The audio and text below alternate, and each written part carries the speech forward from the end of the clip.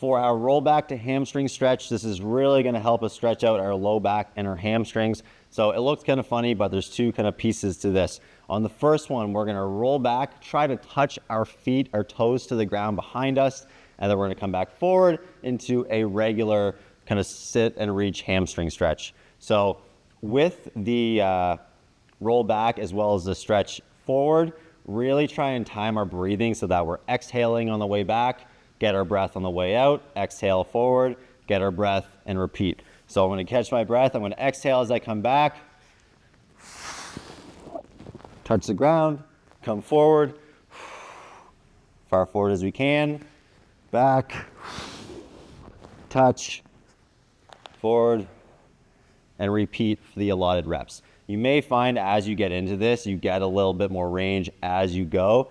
It is a little weird the first time we roll back into that stretch, but as things get loosened up, you may find that you can get a little bit farther, especially as you start to time that breathing a little bit better.